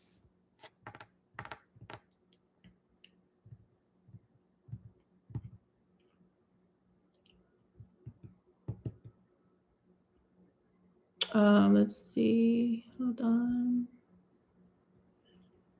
Can I use Shea Manuka Moisture Intense Hydration Hair Mask and Design Essentials Rosemary and Mint Stimulating Super Moisturizing Conditioner in the winter? Those are great. Absolutely. Absolutely. Absolutely. Do you have to use them on the same day? No. Just alternate, but both of those are great. All right, let's see. Castor oil works. Castor oil is thick, applied twice a day generously. What about watermelon seed oil? Are you referring to the Kalahari seed oil? If so, I haven't seen any like research showing that it directly supports hair growth, but it can be a great sealant, helping to reduce breakage and increase hair elasticity and softness as well. All right, let's see. Okay, I'm way at the bottom now. If I missed your question, that's horrible English, re-put it. Please place it in the chat if I missed your question. All right, let's see. Cree Jackson is asking a question to Riri. Riri, where you at, sis? You got a question, boo? All right, let's see. What's your thoughts on Herspaltin monoxide gummies for hair regrowth, and would you recommend getting this for hair growth? Let's Google this. Let's see. Oh, hers. Oh, I see it now. I see it. Let's see. This is interesting. It looks interesting. I mean, honestly, the science is there. The science is there, you know, with the minoxidil that does help to support hair growth, reduce excessive shedding, keeps the hair in the anagen phase a lot longer. My only concern or question I would ask is what happens if you stop taking it? Because a lot of times when you stop taking minoxidil, your hair starts to shed all over again. So that's my only thing I would kind of ask them about. But I mean, the gummies sound interesting for sure. And like I said, the science is there. What do you think about derma rollers? I think derma rollers are great way to support hair growth, especially along like the edges. If you have like any patchy like bald spots, like certain areas, you know, like especially like back in the nape or on the crown, definitely the edges for sure. Derma rolling is great. It actually creates little like, how can I say it? It damage, I shouldn't say damage, but it does kind of like wound, not wound, what I'm trying to say. It creates that's the clinical term, micro channels along the scalp, which forces the scalp to heal itself. And with that healing comes the reactivating of dormant follicles. So I do think derma rolling is a great option for sure. All right, let's see. I think you guys are putting your questions in here. Do I consume the pumpkin seed oil from mountain rose or herbs, or do I put it in the scalp hair? So the pumpkin seed oil that you got from mountain rose herbs, use that for scalp massaging. The supplements, the one I recommend There's two. There's the one by the brand Now, and then the other one, I think it's by the brand Swanson. They're all in my Amazon storefront, the one down here. But the ones that are the supplements, like in like the little oil gel cap, that's the one you would consume. But the oil can be used on your scalp. Are steamers good for the hair, and how often should you use them during the winter months? Steamers are good. I personally would definitely use a steamer, but make sure you have like a plastic cap or something, because sometimes the steam can be like too hot for your hair and can sometimes cause like lifting of the cuticles. So I would definitely like put your conditioner on, put a shower cap on, and then sit under the steamer if you can do that. And then that's something you can do maybe like once or twice a month. I think, wouldn't be too hard for your hair, especially with that shower cap kind of acting like a protecting barrier, so it doesn't like have like excessive heat from the steam directly on your head and your scalp too. What's your thoughts on Shea Moisture product? I think Shea Moisture is great. I do think though that someone changed them formulas a little bit, because some things have changed versus when they first came out. But I do think the brand itself is a great brand. I think their formulas are great, but I do think that there were some changes that were done, unfortunately, that did have an effect on the quality of their products. That's just my personal opinion, though. Do sulfate shampoos work as a clarifying shampoo? I can't get access to the clarifying shampoo. I guess I shouldn't be using hair grease in this situation. Do sulfate shampoos work as a clarifying shampoo? They can, yes, especially if you're using one that has like sodium lauryl sulfate on it, for sure. Absolutely. Absolutely, because they are stronger cleansers for sure, So you can definitely use that. But I will say this too, once again, if you do use sulfate, make sure you follow up with a deep conditioner and do a pre-poo prior to that sulfate shampoo. What's your thoughts on using coconut oil as a pre-poo hot oil treatment? Is it effective if you got grease as a sealant on your hair, and will the benefits still be reaped? Absolutely. Absolutely. So even though like we might put like hair grease on our hair on Monday, for example, let's say we wash our hair on, I don't know, Saturday or Sunday, right? The grease from Monday isn't technically still on the hair as it was when you first put it on. So it's not going to prevent that coconut oil from getting into the cortex, for example. Now, if you do add heat to that coconut oil, that will definitely help increase that penetration even more, for sure. But I do think that is a great option. I have never used hot oil or just like hot or just like a warm temperature, not warm temperature, but like heat as a pre-poo, part of the pre-poo. So I think it's a really good idea. Absolutely. Absolutely. But yeah, I would definitely try that for sure, especially with that heat to increase that penetration. Will you check? Oh, wait, where'd it go? Let's see. Will you check your email from a couple weeks ago? I can, absolutely. Absolutely, absolutely. All right, let's see. Hi, Tanya. My hair has been quite weak and thinning out lately. Is it okay to make kinky twists with extensions, or will the extensions make it worse? Personally, I wouldn't do it. I wouldn't do it. And I don't know how old you are, Tori, but a lot of times, as we get older, our hair can't really handle that tension and the weight of those styles anymore. And you are already seeing, weak follicles, thinning of the hair. I personally wouldn't do it. But once again, you want to, but I wouldn't do it. I think it's kind of risky. I think it's kind of risky personally. Do you know the brand Orib? Which product would you recommend from Sacred if you had to pick two? I'm not too familiar with the brand Orib. I've seen them before, but I haven't used their products. But as far as like what I have like this greasy spot on my head. Two products I would use from Sacred if I had to pick two, because they are doing a sale, by the way. If my edges were suffering, I would totally do their edge drops. And I would try their hydrating, like they have like a detangler that looks really interesting too. So I would probably do the edge drops and that detangling spray. All right, let's see.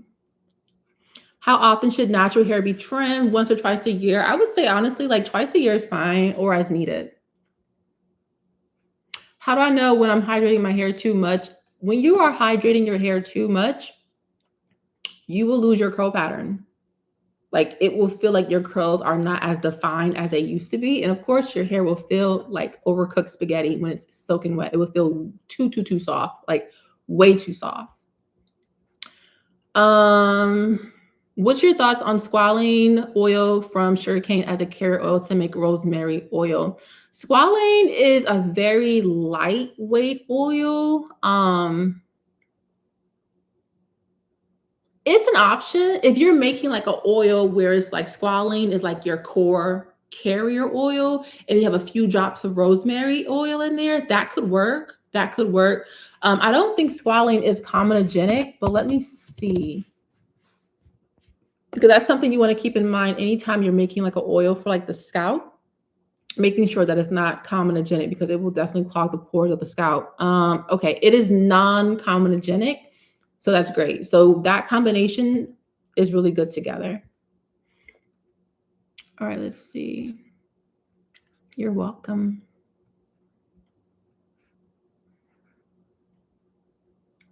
I answered that one already. What's the longest you'll advise dry hair porosity to go without washing?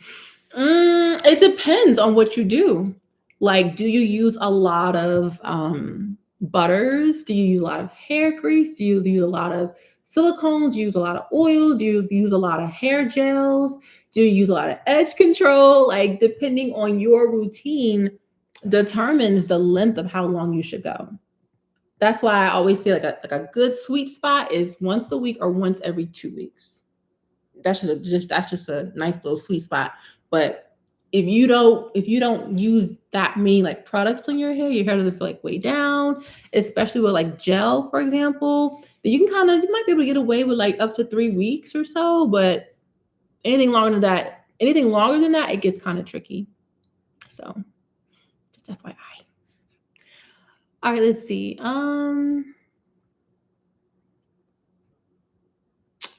Do you recommend trimming the hair all at once if the ends are in need of a good trim? I would do it. Yeah, absolutely. Absolutely. Just starting fresh. There's nothing wrong with starting fresh at all. So especially if your ends need it, I would do it. Absolutely.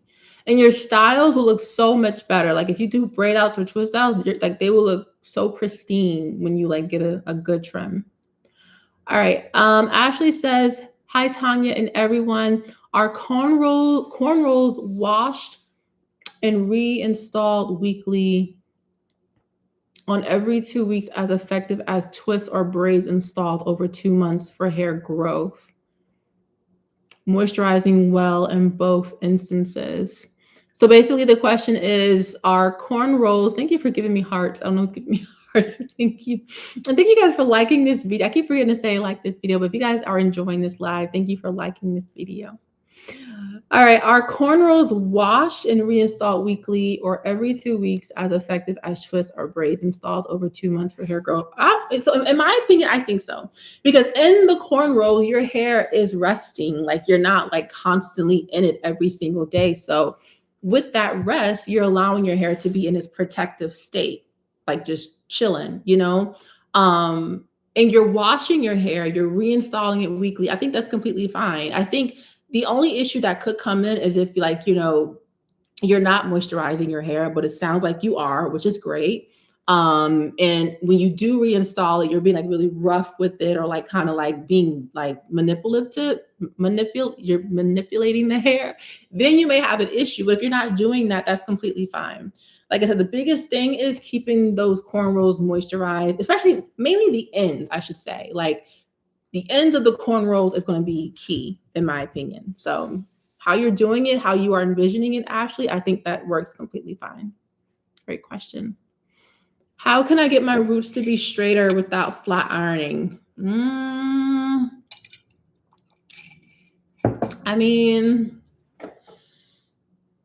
you could go old school and get some grease and some water and brush. I mean, that's the only thing I can think of, because that water will increase the elasticity, so it's more flexible, right?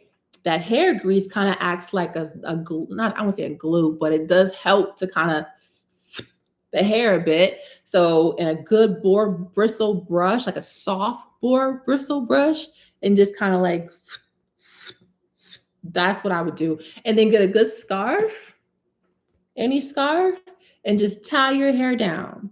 That's what I would do.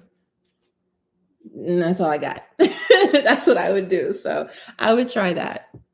Great question. You guys have a lot of great questions this evening. All right, let's see. What time is it? It's almost 9 o'clock. You guys are still rocking with me. All right, let's see. Let's see. Where was I?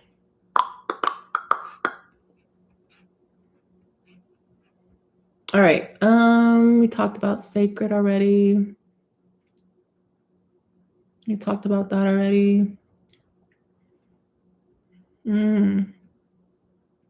Sorry, guys. I'm just trying to find where I was at last.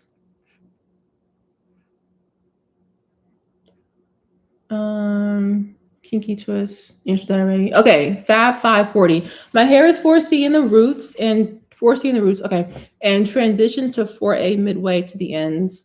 How do I treat the full strand approximately? I would treat the hair based off the majority. So if you have 4C just in the roots, but 4A like throughout, I would focus on that 4A texture. So really the products that you're using really won't be any different. Like, because you have type 4 hair, you're definitely going to want to use some level of like a cream. So the LCO method, liquid cream oil, I would do that. But typically when you do have like different textures, you want to treat the hair based off of the majority.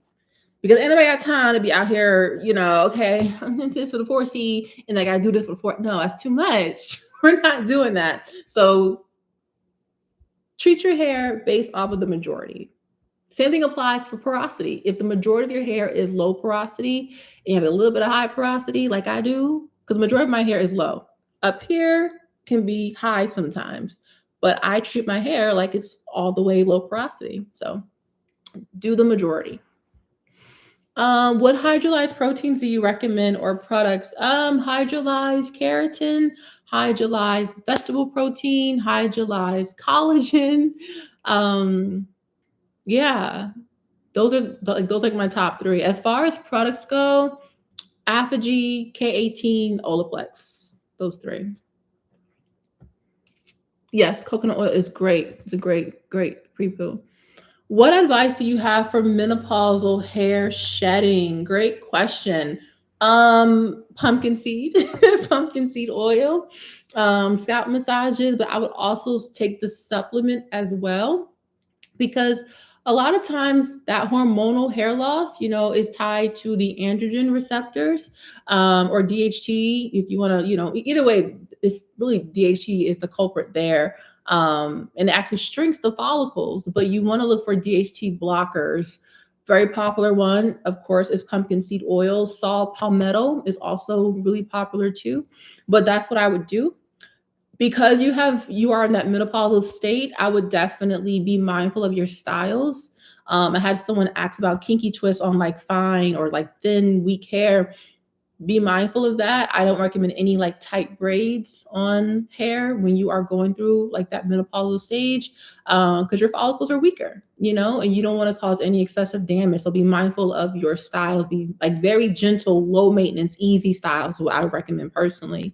What else would I say? Scalp massages for sure, because once again, scalp massages help to increase that hair growth, that anagen phase. So that's what I would recommend for sure.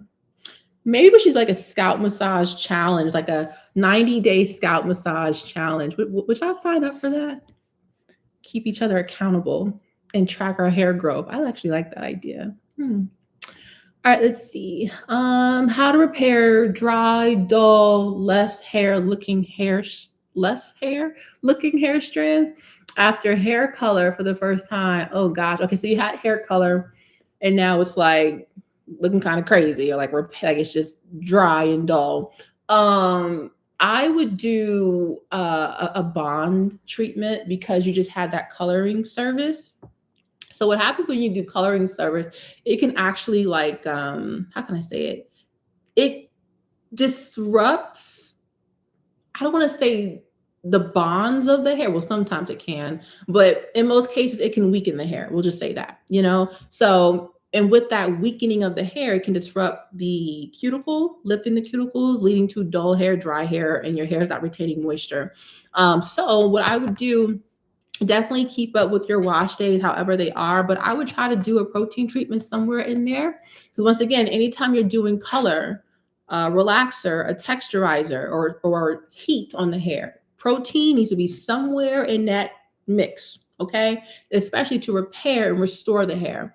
You can do K18, leave-in hair mask, or you can do the Apogee two-step, or even the two, you could probably do 2 minute, but since you had a coloring service and it's kind of like dry and dull and needs repair, you may benefit from the two-step. So K18, Olaplex, or Apogee. What do you think of the Revere hair dryer? Is it unhealthy for natural hair when using weekly?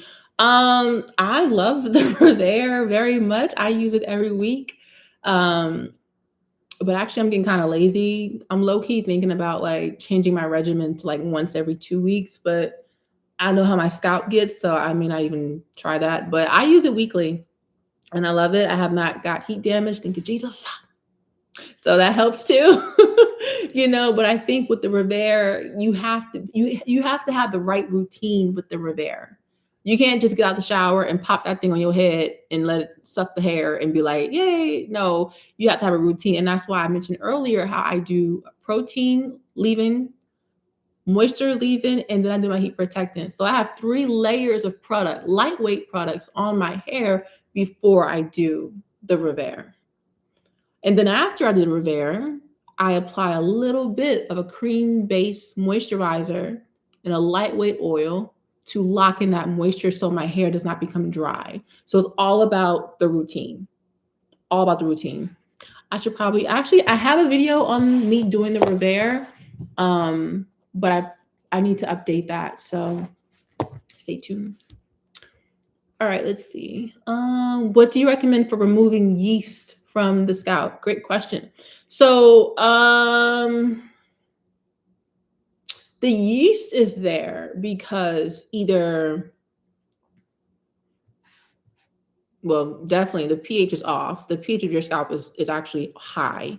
So the scalp microbiome is not balanced. So what I recommend doing is either adding like tea tree oil to your shampoo, like a few drops of tea tree oil, or apple cider vinegar rinses, 2 tablespoons of ACV to 2 cups of water. Rinse that on your scalp after you shampoo your hair. That should help pretty much like that. Because yeast does not like acidic environments at all. At all. You know what I'm saying? So I would definitely do your shampoo treatment and then the ACV rinse. That's what I would do to get rid of that yeast. Do you blow dry your hair to stretch it for your current hairstyle? For my current hairstyle? Like this style here? If so, yes. This is from a week and a half ago when I revered my hair. Let's see. What's the difference between moisturizing versus hydrating the hair? That's such a great question, Joyce. And it's such a, I always try to avoid this topic because I feel like it's just one of those things where it's like, okay, but there are some differences. So technically, hydration comes from water, right? So these are like your water-based products. Whereas Moisture is more so an oil and a butter thing. I know it sounds like, what do you mean? That sounds so crazy, but it is. So basically, the hydration is coming from that water-based product, right? So that's the hydration that's getting into the hair itself to moisturize the hair. But moisture, well, or hydrate the hair in this case, right? But moisturizers are the oils that lock in that hydration.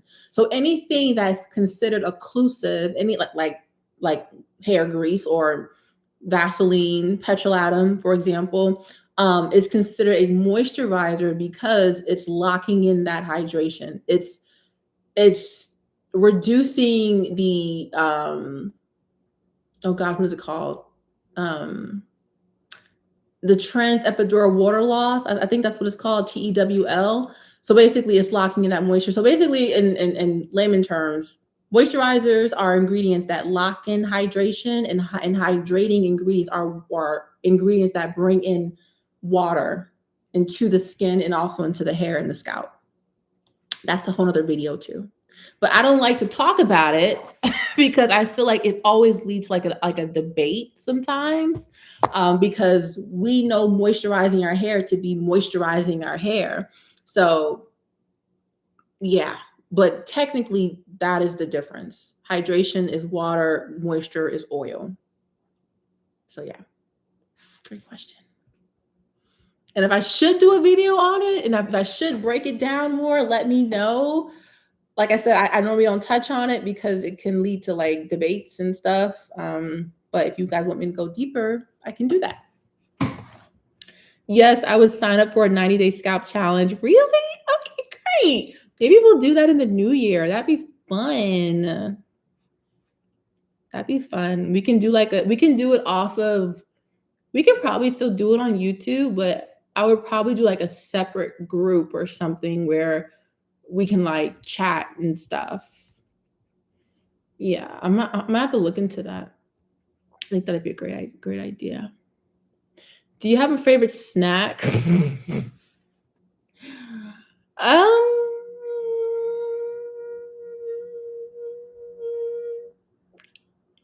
Do I have a favorite snack? I probably do. I can't even think right now. I am a recovering chipaholic. So I try not to have chips in my house because chips are carbs, and I try to avoid carbs as much as I can, even though I'm sipping on some sweet tea. Go figure. But chips are definitely a favorite snack of mine. Let's see. Any other questions? Anything I missed before we hop off tonight?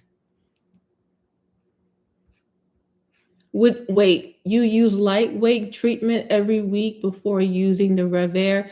So when I said lightweight, I'm referring to lightweight leave-in conditioner. So I don't use anything heavy prior to Rev-Airing my hair. So like butters, creams, I don't. Outside of my conditioner, but that's getting rinsed off, right? Excuse me. But when I get out of the shower, shampoo done, condition done, I'm spritzing that Apogee keratin spray or the green tea spray. I'm spritzing my liquid leave-in conditioner for moisture, and then that lightweight heat protectant. So those are like the lightweight products I use. So basically it's just leave-ins and a heat protectant before I Rev-Air my hair. That's what I meant. Is this product Lola from Rio Rapunzel hair tonic reduces hair loss and stimulates growth, good for hair loss? Let's see. Let's Google it really quick. Let's Google it. Do you guys think I should change the time of our lives? Like instead of 7 o'clock, should we do like 6 o'clock lives? What do you guys think? 6 or keep it at 7? Let me know what you think. All right, let's see. This Rapunzel hair tonic. I actually saw this recently. I mean, it has a lot of great ingredients in here. It has rosemary. It has, what is this? What is this ingredient here? Picocarpus. I can't even copy and paste it. Oh, it sucks. Okay, that's fine. But yeah, it has a lot of extracts in here, a lot of It does have that rosemary in there. I don't know what this ingredient is, and I can't even copy and paste it to look at it. Oh, it has really good reviews too. This looks really interesting. I mean, the reviews are definitely there for sure. Has arnica in there. Arnica helps to reduce inflammation in the scalp. There's also caffeine, which stimulates blood flow. There's menthol, which also stimulates blood flow. So there's a lot of good ingredients in here. 6 o'clock, keep it 7, 6 o'clock, 6 o'clock. I don't know, 7 o'clock, but maybe 6, so you don't end up eating so late. Thank you. Thank you so much. Honestly, I just might go to Cookout and get a hot dog. Do you guys have Cookout near you? Probably not. I don't know. It's a North Carolina thing, I think. Okay, see. How can you do a texturizer without damaging the hair? Girl. So the whole point of texturizers is to manipulate the hair structure. So there is some level of damage that's taking place. But if I were you, protein treatment, do a protein treatment before the texturizer and keep them up on a monthly basis. So if I was getting a texturizer, I'm doing apogee 2-step at least a week before the texturizer, right? After the texturizer, my next protein treatment, I won't do the apogee, the heavy one, but I will do a 2-minute, the lightweight version. And I'll probably do that once a month after my texturizer to make sure my hair stays strong and doesn't break off. That's what I would do. That's what I would do. That's what I would do. All right, let's see. Is it okay to massage an inflamed scalp? My scalp is dry and has some bumps. I'm afraid if I put oils to massage it, it'll make the bumps worse. Yeah, it's tricky. That's definitely tricky. So the bumps make me wonder if there's definitely some type of buildup going on the scalp, for sure. Because think of it like when you have bumps on your skin, like pimples, right? Like the pores are clogged with dirt, bacteria, for example. So the same thing is going on your scalp. So you may need to do a salicylic acid scalp treatment.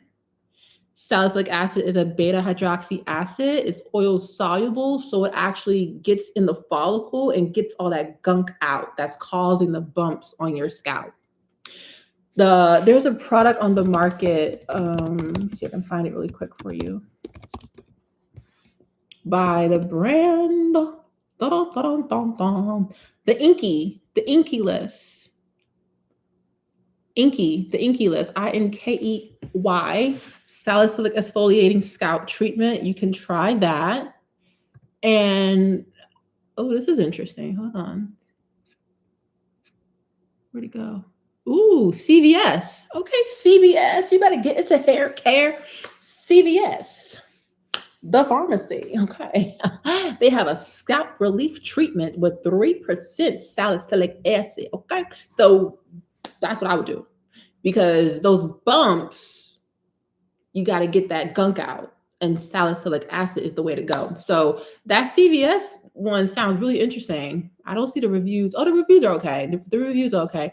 But yeah, check out the CV. It's called CV, like the pharmacy CVS scalp relief, or the Inky salicylic acid treatment. Between those two, I would check that out. Let's see. Can neck length use the Revere? I feel it best for shoulder length and up. Neck length? I don't know. Honestly, that's a good question. Here's what I would do. I would go on YouTube and type in Revere, neck length, Revere, short hair, and see if the girlies are out here using the Revere on their short hair, because I will tell you. I can't tell you. It makes sense to me that shoulder length and up, but there may be a way to use it with short hair. So I would go on YouTube and look for tutorials of women or men who are using it, and if they have short hair. That's what I would do. What are the essential foods to help with hair growth? Definitely healthy fats.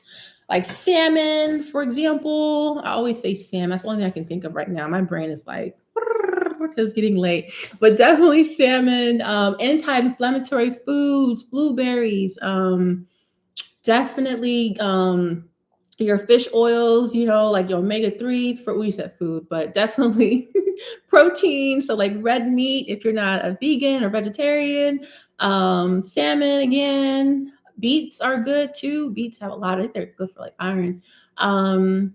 Nuts, walnuts, pecans, I want to say too.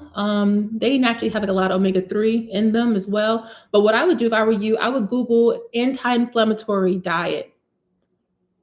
And if you could do low carb too, that'd be even better. Even better. Because unfortunately, a high carb diet leads to inflammation in the body. But definitely, I would Google or look into an anti-inflammatory diet for sure. Great question. What are your thoughts on scalp scrubs and really thick hair? They are too hard to wash out. Scalp scrubs can be tricky to wash out, especially if you have thick hair. That's why I use the scalp exfoliating brush for my hair. Because ain't nobody got time to be walking around here with no sugar or salt in my scalp, right? So get a silicone scalp exfoliating brush and just kind of use that when you're shampooing your hair. The one I use is actually in my Amazon storefront, the Pacifica exfoliating brush. That one's really good, but that's what I recommend. Great question. You're welcome. You're welcome. You're welcome. You're welcome. All right, let's see. We're almost done. We're almost done. I actually may not go out and get that hot dog. I really don't want to leave the house right now. I'm sorry, I'm thinking out loud. All right, let's say, my question was right now. I have a pimple on my scalp. I have many braids in my hair, no added. And I believe the pimple came from moisturizing oil in my scalp every day. It could be that too. Yep.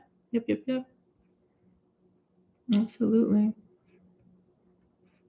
Is there anything that can speed up hair growth truly? Yeah, I mean, definitely. Once again, I think tonight's theme is scalp massages. Like, I really do, because the answer is blood. The answer is where there's a lack of blood flow, there will always be a lack of hair growth. So if you can get that blood flow circulating to those follicles, you are going to speed up hair growth. Absolutely. Not only are you going to speed up hair growth, but you're going to stay in the anagen phase a lot longer and less in the shedding phase, in my opinion. Also, peppermint oil. Peppermint oil is known for being, it's known for angiogenesis. So is it angiogenesis? I get that mixed up with vasodilation. I'm sorry, not angiogenesis, vasodilation. Angiogenesis is where there's new blood vessels are forming. Let me double check, because this is literally like 9 o'clock brain is talking right now. Angiogenesis. Let me confirm. Yes. All right. So, but then again, peppermint oil does help with angiogenesis and vasodilation. So, yes.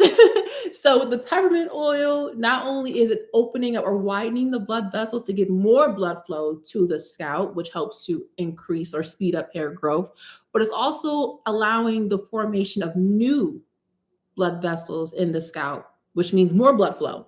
So in my opinion, can you truly speed up hair growth? Yes, absolutely. But it's, once again, having the understanding of how these ingredients work, like the peppermint oil, for example, and how it works for your hair, but also being consistent with it too.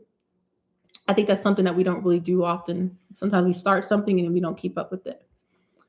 All right, let's see. Any last minute questions I may have forgotten or didn't see? Put them in the chat. Why is my hair straight on the crown, even with gel to twist it straight before we foresee everywhere else? Girl, that's just the uniqueness of our hair. Because the back of my hair is so like, it's giving like 3C vibes. But up here, it's like 4B, you know? And that's just the makeup of our hair, you know? I should probably do some more research on like why that is, but that's completely normal. It is 9 o'clock, isn't it? Is it 9 o'clock? Oh, it's 9:07. Let's see. Salmon, egg, olive. Oh, yeah, olives are good too. Can you read my question? What should I do about my pimple? Is it safe to do my daily scalp? I mean, so around the pimple, you can do the scalp massages, but if you can try that CVS scalp relief serum that I mentioned earlier, or the inky salicylic treatment, that'd be really helpful because that's going to help to, once again, get any type of gunk that's under that pimple out so it can clear that pimple up off of your scalp. I cannot believe we did not grow up knowing these things. Imagine if we had. Grateful for the information now. Yes, yes. I'm so happy to share this information with you all, you know. And I think about that too. Like, man, like my parents, you know, they didn't know. My mom, she did her best, of course, but you know, it's just a lack of information, just not knowing. But now we know. So when you know better, you do better, right? Right. Thank you. All right, let's see. Let's see. How to get gray hair vibrant? Girl, I don't know.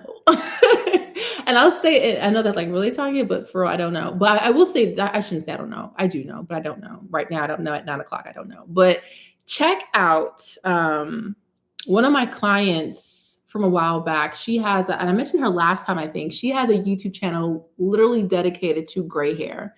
And she talks about how to like make gray hair more vibrant. And she like talks more about that on her channel. The channel is called the Silver Sisters. I think it's called Silver Sisters. That's her YouTube channel.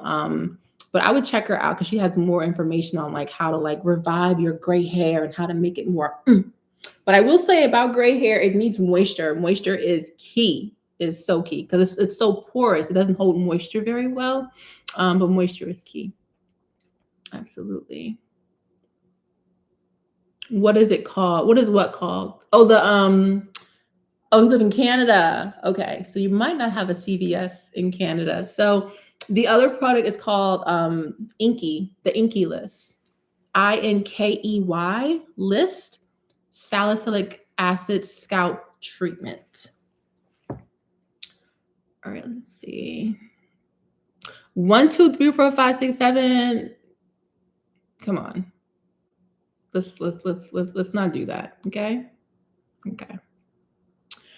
All right, let's see. M. Peterson says, Tanya, thank you for another informative hair session. We appreciate you for sharing this information with us. Have a good night, everyone. God bless you all. Awesome. Awesome. Awesome. Thank you for being here. All right, let's see. Do you know a good hydrating deep conditioner versus a good moisturizing conditioner you can recommend? Check out the Design Essentials Honey Cream Hair Mask. That one's really good. What's your take on botana oil? I think it's a great sealant. And the butter one, like the thicker one, that's a great prepoo.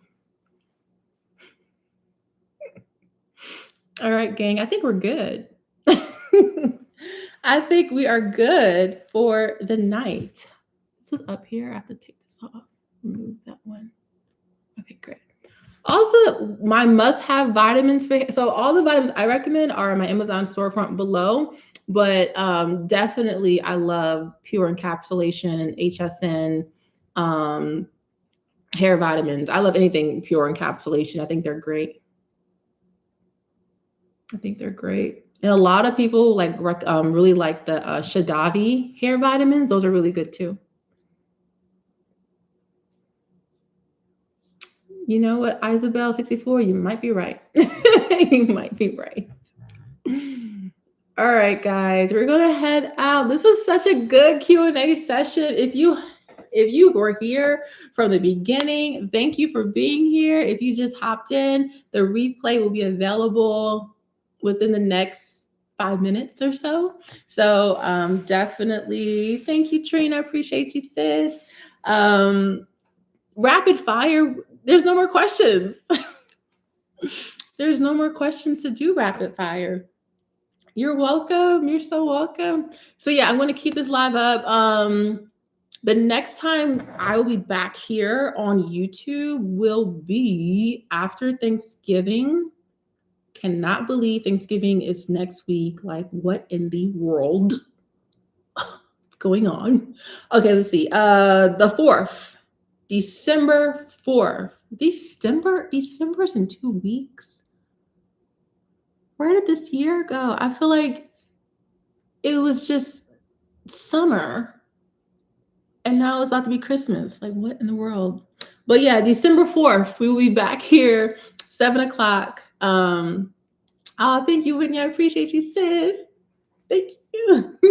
But I am doing a pre-Thanksgiving live on Instagram on Tuesday. So if you want to join, I'll post that in the YouTube community. So next Tuesday will be live on Instagram, and then December 4th, next Thursday, we'll be back here. Okay.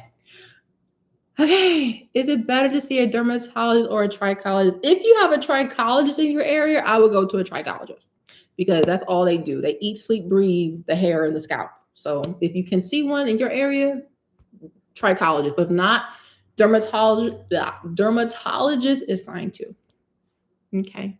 All right, y'all. I'm gonna go. I thought I was gonna go to cookout, but I ain't gonna go to cookout. We gonna figure out something here. Okay. That's what we're gonna do. We're gonna stay in the house tonight. What do you think of flaxseed as a pre-poo? Flaxseed oil as a pre-poo? That can help with detangling for sure. Absolutely. The IG live will be next Tuesday at 7 o'clock, 7 p.m. EST. All right. All right, y'all. Have a wonderful weekend. A happy Thanksgiving. I don't know what I'm going to cook. I'm not the cooker. Thank the Lord. I'm going to my mama's house. She's going to be cooking. I'm going to be her little sous chef, and that's going to be that. So I love y'all so much. Don't eat that hot dog. I'm not. We're not going to have the hot dog. Do you use protein every week using the Revere? Like a protein treatment? No. But that Apogee keratin green tea spray? Yes. Yes. All right, y'all. Listen, Whitney, we gonna eat. I'm tempted to show up like Thursday at like 6 p.m. when all the food is ready and laid out. Like, hey, y'all, I'm ready to eat, but that'd be horrible. So I ain't gonna do that. I'm going to come to help and then eat. But anyway, no hot dog. Okay, no hot dogs. We won't do the hot dogs. All right, y'all. I love y'all. See y'all later. Have a great weekend. Happy Thanksgiving. The replay will be up in a matter of literally 60 seconds once I end this. Okay. Love y'all. Bye. And follow me on Instagram, curly.chemistry. Y'all can keep up with me on a daily basis and stuff. Okay. Bye. Bye. God bless you too, sis. Bye.